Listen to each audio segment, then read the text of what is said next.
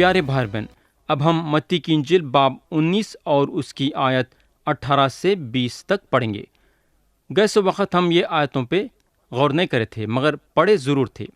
اب ہم یہ آیتیں پڑھیں گے۔ لکھا ہوا ہے، اس نے اس سے کہا، کون سے حکموں پر؟ یسوع نے کہا، یہ کہ خون نہ کر، زنا نہ کر، چوری نہ کر، جھوٹی گواہی نہ دے، اپنے باپ کی اور ماں کی عزت کر، اور اپنے پڑوسی سے اپنی مانند محبت رکھ۔ اس جوان نے اس سے کہا کہ میں نے ان سب پر عمل کیا ہے، اب مجھ میں کس بات کی کمی ہے؟ میرے دوست، یہ آدمی ایسا بول سکتا تھا کہ میں یہ سارے حکموں پہ عمل کرتا ہوں، پھر بھی میں میرے زندگی میں کمی محسوس کرتا ہوں۔ میرے کو جو ہے اور بھی کچھ کرنے کی ضرورت ہے ہمیشہ کی زندگی حاصل کرنے کے لیے۔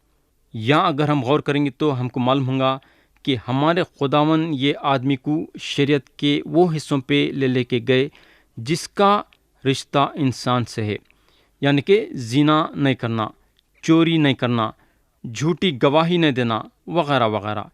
یہ حصہ جو ہے انسان سے تعلق رکھتا ہے، مگر آگے کے آیت میں ہم دیکھیں گے تو مسیح یہ آدمی کو وہ حصے پہ لے کے جاتے ہیں جو رشتہ خدا سے تعلق رکھتا ہے۔ آیت 21 پڑھیں گے۔ لکھا ہوا ہے، یسوع نے اس سے کہا، اگر تو کامل ہونا چاہتا ہے تو جا، اپنا مال و اسباب بیچ کر غریبوں کو دے، تجھے آسمان پر خزانہ ملے گا، اور آ کر میرے پیچھے ہو لے۔ تو یا مسیح بولتے ہیں، اگر تو کامل ہونا چاہتا ہے، یعنی کہ اس کا مطلب یہ ہے کہ پورے ہو جانا۔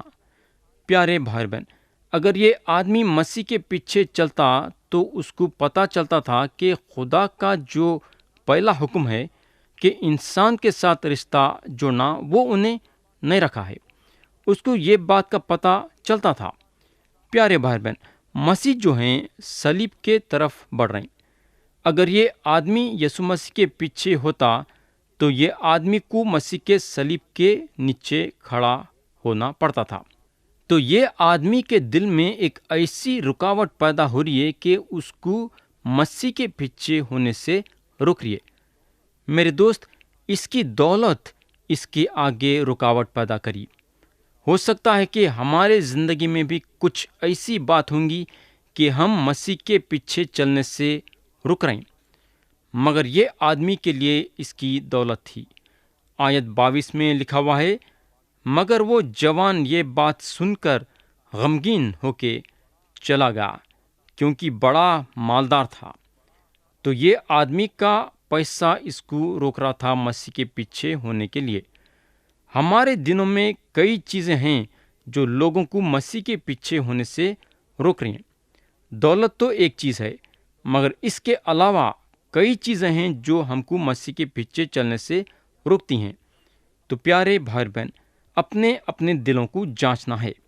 ہمارے زندگی میں وہ کون سی بات ہے جو ہم کو روک رہی ہے مسیح کے پیچھے ہونے سے؟ ہمارے زندگی میں یہ ضروری ہے کہ وہ رکاوٹ کو ہمارے زندگی سے باہر کرنا۔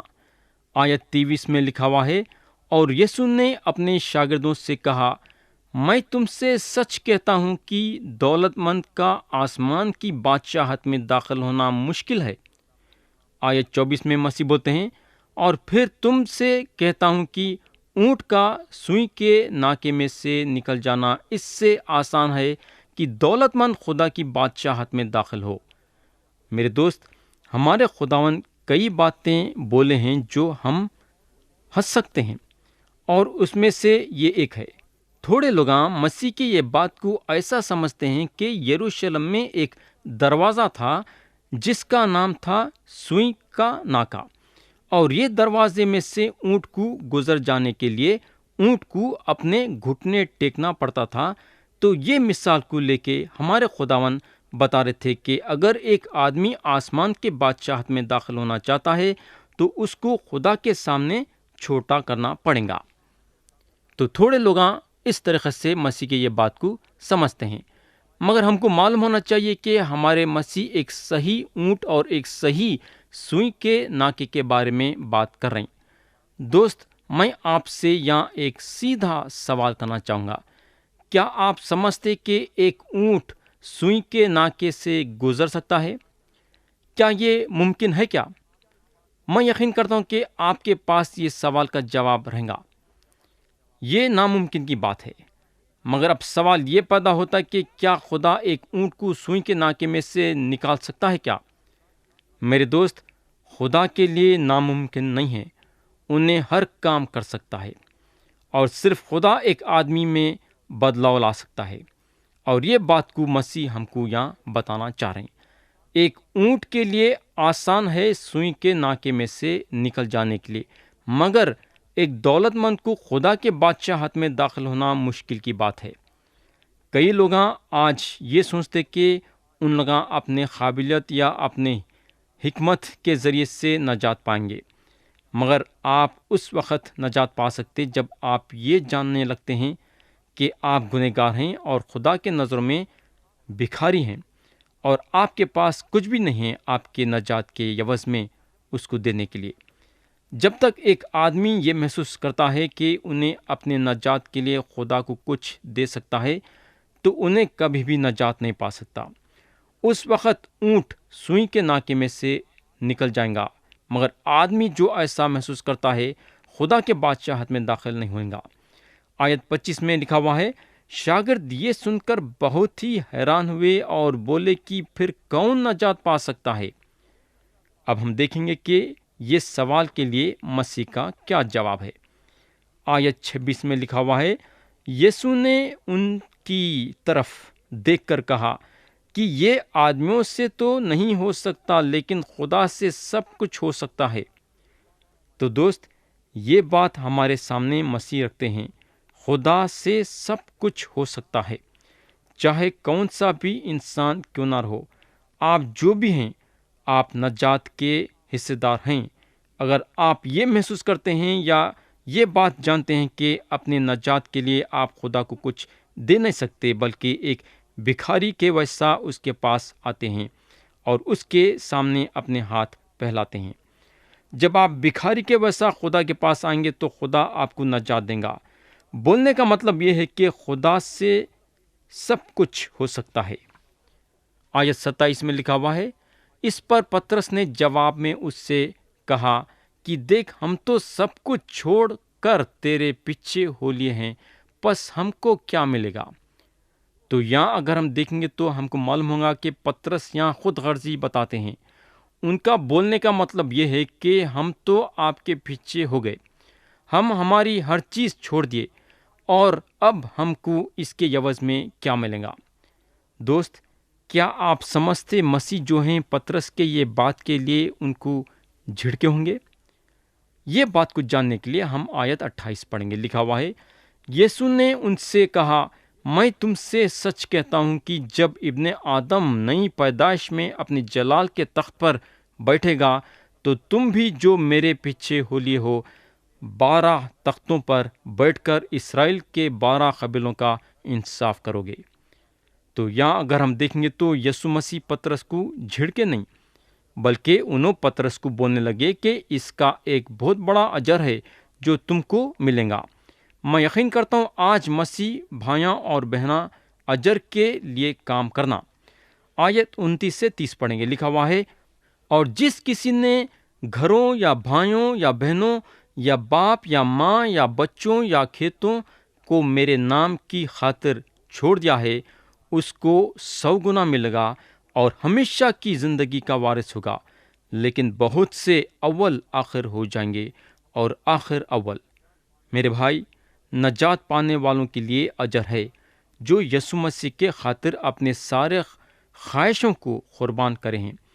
کئی خدا پرست لوگ جن کا نام دنیا نہیں سنی ہے، خدا کے موجودگی میں ان کو اول درجہ ملے گا۔ یاد رکھو، جب خدا کا دن آئے گا، میں یقین کرتا ہوں کہ جو لوگ خدا کے کام کو کرتے ہوئے اپنا نام کمائے ہیں، ان لوگ مسیح کے موجودگی میں شاید اول نہیں دکھائی دیں گے، بلکہ وہ لوگ جن کا نام روشن نہیں ہوا ہے مسیح کے موجودگی میں اول نظر آئیں گے۔ پیارے بھائی بہن، کیا آپ نہیں سمجھتے کہ یہ ایک زبردست تصویر ہے جو آپ لوگوں کے سامنے رکھی گئی ہے؟ پیارے بھائی بہن، مسیح کا کلام زندگی ہے اور جو آدمی ان کے کلام کو سن کے اس پہ عمل کرتا ہے اس کو ہمیشہ کی زندگی ہے اور بہت بڑا اجر دیا جائے گا۔ ہم جب آسمان میں پہنچیں گے تو ہم کو پتہ چلے گا کہ کس کو بڑا اجر ملا ہے اور کس کو تھوڑا سا اجر ملا ہے۔ تو پیارے بھائی بہن، یہاں ختم ہوا متی کے انجیل کا 19واں باب، اور ہم یہ باب کے بارے میں بہت کچھ سیکھے، مگر یہ باب کے بیچ کا خیال ہم کیسا لے سکتے ہیں؟ پہلی بات ہم یہ سیکھتے ہیں کہ اگر ہم طلاق دینے کے لیے ارادے سے شادی کرتے ہیں تو شادی نہیں کرنا ہمارے لیے اچھا ہے۔ اگر شادی کرے ہیں تو زندگی بھر ایک دوسروں کا ساتھ دیتے ہوئے چلنا ہے۔ دوسری بات ہم یہ سیکھتے ہیں کہ بچوں کو خداوند میں لانا ہماری ایک بہت بڑی ذمہ داری ہے۔ کئی کو بولے تو مسیح چاہتے ہیں کہ بچے ان کے پاس آئیں۔ تیسری اور آخری بات ہم یہ سیکھتے ہیں کہ مسیح کے پیچھے چلنے کے لیے ہمارے دل میں اندر سے خواہش پیدا ہونا چاہیے، اور ہماری نظر دنیاوی چیزوں پہ نہیں رہنا چاہیے، بلکہ ہماری نظر ہمیشہ یسوع مسیح پہ رہنا چاہیے۔ تو اب ہم متی کی انجیل باب 20 شروع کریں گے، اور اگر ہم باب 20 دیکھیں گے تو ہم لوگوں کو یہ باب میں 4 باتیں دکھائی دیں گی۔ پہلی بات ہے، مسیح جو ہیں انگوروں کے باغ کے مزدوروں کی تمثیل دیتے ہیں۔ دوسری بات ہے، مسیح اپنے موت کے بارے میں چوتھا اور پانچواں اعلان کرتے ہیں۔ تیسری بات ہے، یعقوب اور یوحنا کی ماں مسیح سے عرض کرتی ہے کہ ان کا ایک بیٹا سیدھے ہاتھ کی طرف اور ایک بیٹا بائیں ہاتھ کی طرف بیٹھیں۔ چوتھی اور آخری بات ہے، یسوع مسیح 2 اندھوں کو بینائی دیتے ہیں۔ تو اب ہم شروع کریں گے یہ باب۔ آیت 1 پڑھیں گے، لکھا ہوا ہے، کیونکہ آسمان کی بادشاہت اس گھر کے مالک کی مانند ہے جو سویرے نکلا تاکہ اپنے انگوری باغ میں مزدور لگائے۔ پیارے بھائی بہن، یہ تمثیل جو ہے باب 19 سے ملتی جھلتی ہے۔ متی کی انجیل باب 19 اور آیت 30 پڑھیں گے تو لکھا ہوا ہے، لیکن بہت سے اول آخر ہو جائیں گے اور آخر اول۔ اور باب 20 اور آیت 16 میں لکھا ہوا ہے، اسی طرح آخر اول ہو جائیں گے اور اول آخر۔ تو یہاں اگر ہم دیکھیں گے تو ہم کو معلوم ہوگا کہ باب 19 کا جو تمثیل کا آخری حصہ جو بولتے ہیں وہ باب 20 کے تمثیل کے آخری حصے سے ملتا جھلتا ہے۔ اب ہم آیت 2 سے 5 پڑھیں گے، لکھا ہوا ہے، اور اس نے مزدوروں سے 1 دینار روز ٹھہرا کر انہیں اپنے باغ میں بھیج دیا۔ پھر پہر دن چڑھے کے قریب نکل کر اس نے اوروں کو بازار میں بیکار کھڑے دیکھا اور ان سے کہا، تم بھی باغ میں چلے جاؤ، جو واجب ہے تمہیں دوں گا۔ پس وہ چلے گئے۔ پھر اس نے دوپہر اور تیسرے پہر کے قریب نکل کر ویسا ہی کیا۔ پیارے بھائی بہن، جو دوپہر کا وقت تھا وہ دن کے 12 بجے تھے ہوں گے، اور جو تیسرا پہر تھا 3 بجے تھے ہوں گے۔ اب ہم آیت 6 سے 15 پڑھیں گے۔ اور کوئی 1 گھنٹہ دن رہے، پھر نکل کر اوروں کو کھڑے پایا اور ان سے کہا، تم کیوں یہاں تمام دن بیکار کھڑے رہے؟ انہوں نے اس سے کہا، اس لیے کہ کسی نے ہم کو مزدوری پر نہیں لگایا۔ اس نے ان سے کہا، تم بھی باغ میں چلے جاؤ۔ جب شام ہوئی تو باغ کے مالک نے اپنے کارندے سے کہا کہ مزدوروں کو بلا اور پچھلوں سے لے کر پہلوں تک انہیں مزدوری دے دے۔ جب وہ آئے جو گھنٹہ بھر دن رہے لگائے گئے تھے تو انہیں 1 دینار ملا۔ جب پہلے مزدور آئے تو انہوں نے یہ سمجھا کہ ہمیں زیادہ ملے گا، اور ان کو بھی 1 دینار ملا۔ جب ملا تو گھر کے مالک سے یہ کہہ کر شکایت کرنے لگے کہ ان پچھلوں نے 1 گھنٹہ کام کیا ہے اور تو نے انہیں ہمارے برابر کر دیا، جنہوں نے دن بھر کا بوجھ اٹھایا اور سخت دھوپ سہی۔ اس نے جواب دے کر ان میں سے ایک سے کہا، میاں میں تیرے ساتھ بے انصافی نہیں کرتا، کیا تیرا مجھ سے 1 دینار نہیں ٹھہرا تھا؟ جو تیرا ہے اٹھا لے اور چلا جا، میری مرضی یہ ہے کہ جتنا تجھے دیتا ہوں اس پچھلے کو بھی اتنا ہی دوں۔ کیا مجھے روا نہیں کہ اپنے مال کو جو چاہوں سو کروں؟ یا تو اس لیے کہ میں نیک ہوں بری نظر سے دیکھتا ہے؟ پیارے دوست، یہ ایک زبردست تمثیل ہے جو ایک اہم سچائی کے بارے میں بتاتی ہے۔ آپ کتنے وقت سے کام کر رہے ہیں یا پھر آپ کا عہدہ کیا ہے، یہ سارے باتیں گنتی میں نہیں آتے ہیں جب خدا کی طرف سے اجر دیا جاتا ہے، بلکہ آپ کی وفاداری گنتی میں آتی ہے جو کام خدا آپ کے ہاتھوں میں سونپا ہے۔ پیارے دوست، ہو سکتا ہے کہ خدا آپ کو کوئی بڑے کام کے لیے نہیں بلایا ہوگا، مگر کیا خدا آپ کے ہاتھوں میں جو بھی سونپا ہے اس میں وفادار رہے ہیں کیا؟ آیت 17 پڑھیں گے، لکھا ہوا ہے، اور یسوع یروشلم جاتے میں 12 شاگردوں کو الگ لے گیا اور راہ میں ان سے کہا۔ تو دوست، یسوع مسیح اور ان کے شاگرداں یردن سے نکل کے چلے جا رہے ہیں اور یروشلم کی طرف آ رہے ہیں جہاں مسیح صلیب پہ اپنی جان دینے والے ہیں۔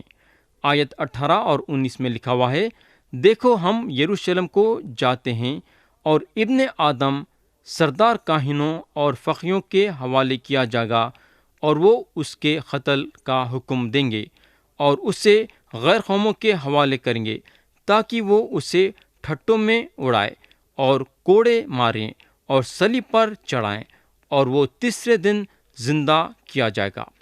تو دوست، یا مسیح اپنے شاگردوں کو بہت ہی آسان اور صاف لفظوں میں اپنے بارے میں بتاتے ہیں۔ یہ چوتھی مرتبہ ہے جو انہوں اپنے شاگردوں کو بول رہے ہیں کہ ان کے ساتھ لوگاں کیا کریں گے، اور انہوں صلیب پہ چڑھائے جائیں گے مگر تیسرے دن انہوں زندہ ہو جائیں گے۔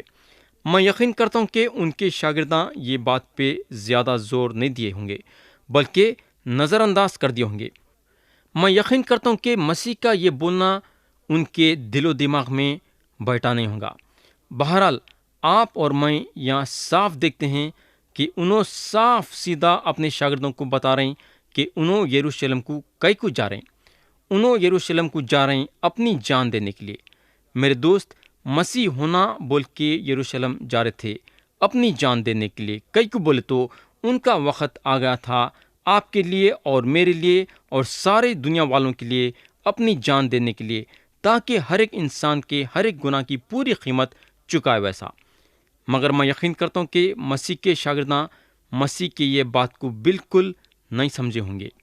جب یسوع مسیح اپنے موت کے اور مردوں میں سے جی اٹھنے کے بارے میں اعلان کرے تو اس وقت یعقوب اور یوحنا کے ماں مسیح کے پاس ایک عرضی لے کے آئے۔ آیت 20 میں لکھا ہوا ہے، اس وقت زبدی کے بیٹوں کی ماں نے اپنے بیٹوں کے ساتھ اس کے سامنے آ کر سجدہ کیا اور اس سے کچھ عرض کرنے لگی۔ پیارے دوست، ہم میں سے بہت لوگ ہیں جو کہ عبادت کرتے ہیں یہ ارادے کے ساتھ کہ ہم کچھ نہ کچھ مسیح کے پاس سے حاصل کریں۔ آیت 21 میں لکھا ہوا ہے، اس نے اس سے کہا کہ تو کیا چاہتی ہے؟ اس نے اس سے کہا، فرما کہ یہ میرے 2 بیٹے تیری بادشاہت میں ایک تیری دہنی اور ایک تیری بائیں طرف بیٹھے۔ تو یہاں زبدی کے بیٹوں کی ماں اپنے بچوں کے فکر میں تھے۔ کوئی بھی ماں اپنے بچوں کے فائدے کے بارے میں سوچیں گی، اور یہاں ماں اپنے بچوں کے لیے ایک عہدہ چاہ رہی۔ مگر اب ہم دیکھیں گے کہ مسیح یہ ماں کو کیا جواب دیتے ہیں۔ لکھا ہوا ہے، آیت 22 اور 23 پڑھیں گے۔ یسوع نے جواب میں کہا، تم نہیں جانتی کہ کیا مانگتے ہو؟ جو پیالہ میں پینے کو ہوں کیا تم پی سکتے ہو؟ انہوں نے اس سے کہا، پی سکتے ہیں۔ اس نے ان سے کہا، میرا پیالہ تو پیو گے، لیکن اپنے دہنے بائیں کسی کو بٹھا دینا میرا کام نہیں، مگر جن کے لیے میرے باپ کی طرف سے تیار کیا گیا انہی کے لیے ہے۔ میرے دوست، یہ 2 آیتوں پہ غور کرنا ضروری ہے۔ کئی کو بولے تو آج کے لیے مسیح بھائیوں اور بہنوں کے لیے ایک اہم بات ہے۔ یہاں ہمارے خداوند یہ نہیں بول رہے کہ ان کے سیدھے ہاتھ کی طرف یا بائیں ہاتھ کی طرف بیٹھنے کے لیے جگہ نہیں ہے۔